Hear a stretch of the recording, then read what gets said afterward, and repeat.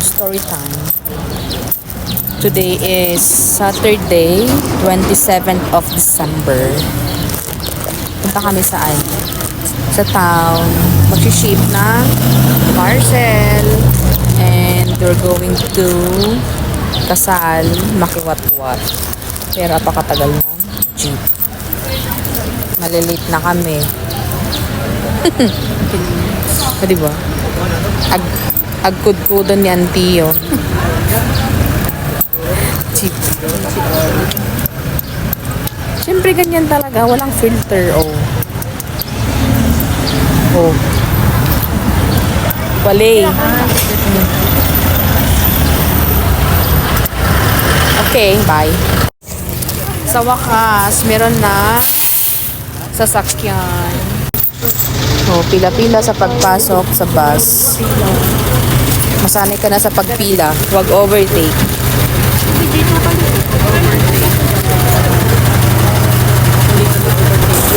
Diyak tango.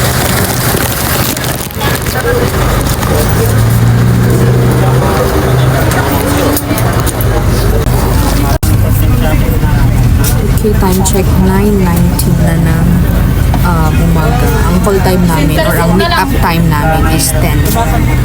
So hopefully hindi traffic.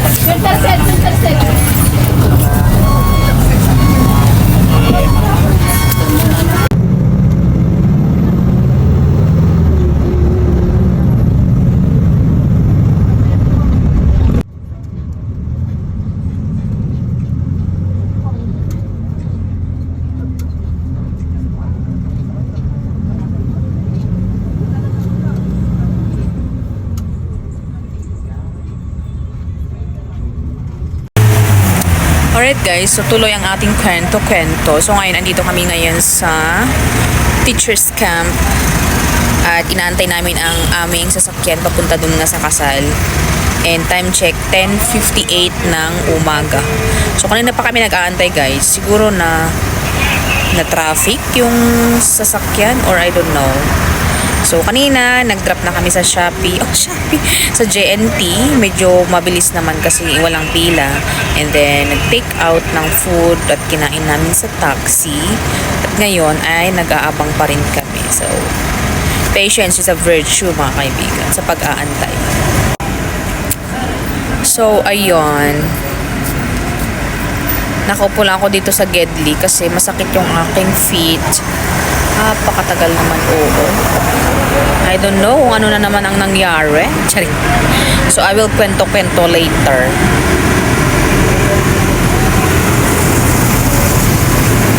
Medyo matagal na kami ditong nag-abang. Wala pa rin sila. Buti na lang nag-burger kami. Para hindi kami Tom Goods. Baka nanginginig na ang person. Kasi nga syempre pagod kami, nag-ano kami kanina, nag-walking nga. And naga kami nagising. Hi. So ngayon, uupo nga. Ano ba yan? Kulit-kulit ko namang magsalita. Mamaya na nga lang ang kwento-kwento, ang pagpapatuloy ng kwento-kwento pag nasa sasakyan na kami or nasa kasal na kami.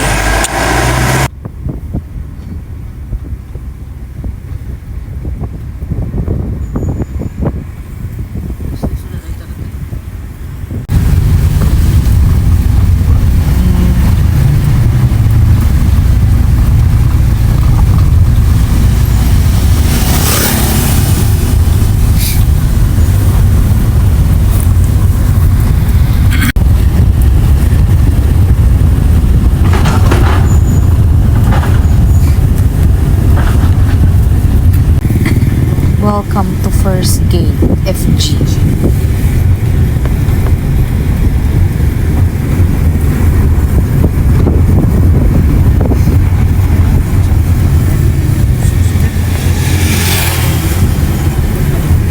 Asidig the Judy dito.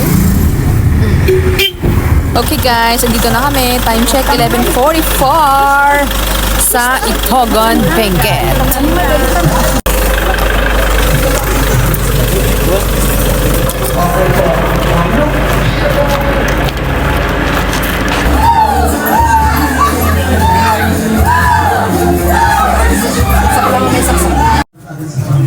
Okay guys, so ngayon na nga at dumating na nga kami dito. And time check now is 12:26 and hindi pa pala nag-start ang kasal.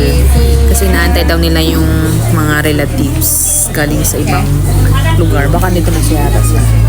Basta. Dito na nga kami at nakaupo kami dito. Kumain na kami ng kamote, ng watermelon. At naboboring na si Amaris.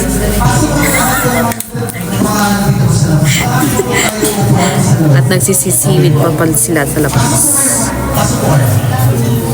Ayan.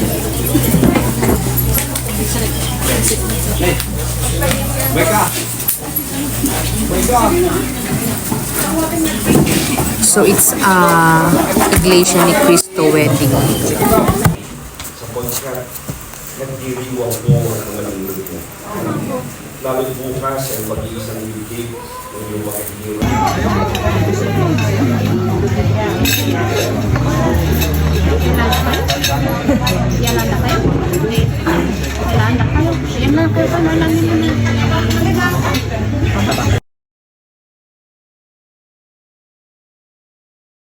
O, anong gusto mo, Amaris? Doon. Sa third. Tab-tabam. May tatumaba ka.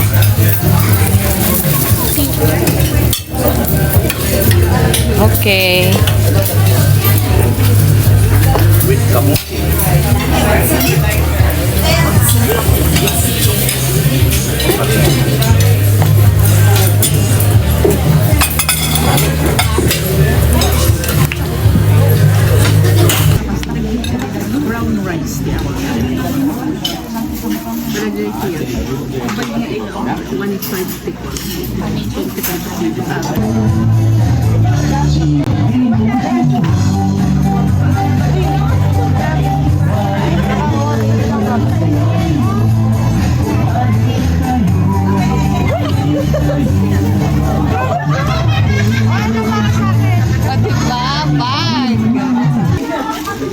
Headset ka no? Gusto niya headset.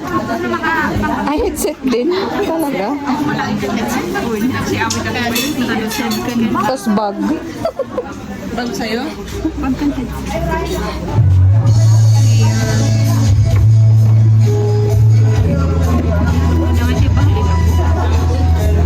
Apay pa siya. Headset. Headset mo't lang kini atem.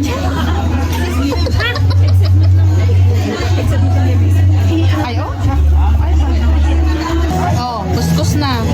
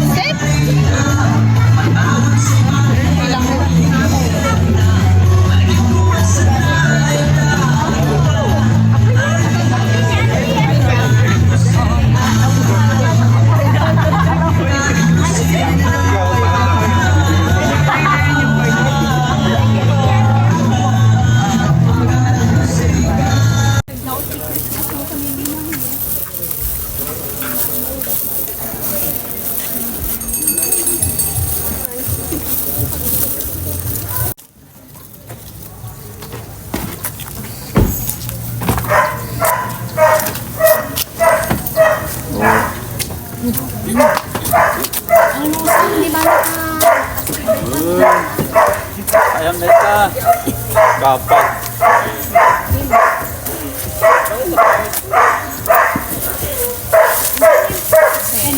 Okay, so ayun na nga no. Istorya muna tayo.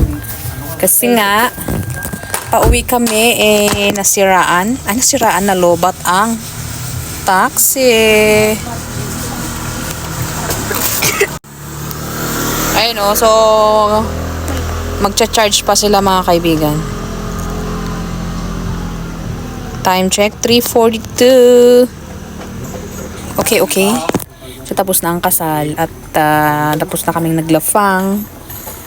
At puro karne po ang aming kinain. Walang gulay talaga. Walang gulay. Naghanap ako ng gulay kanina. Oo, walang gulay mga kaibigan. Prutas, overload, and karne, overload. Sabihin mo ko na yung mga karne. Hindi ko ano ko lang eh. Igado. Dinawis. Dinawis? Anong dinawis? Nakatuno? Size one. Dinawis. Adobo. Adobo. Ano yung adobo yung isa yata? Yung isa Hindi ko nga alam, puro taba. Basta sweetened with kamote. puro taba. Kaya si Amaris, alam ko hindi niya na-enjoy ang food. Kasi puro taba. Okay, so we will wait kasi i-charge nga nila yung taxi. I-charge nila yung taxi at kailangan aandar bago kami aalis kasi ang taxi na sasakyan namin at saka yun ay magkapatid. Walang iwanan. Okay, so yun lang po ang aking kwento-kwento for today's video. Bye! Magkapatid kasi isa ang may-ari. So ay na nga po mga kaibigan, tapos na, na-charge na.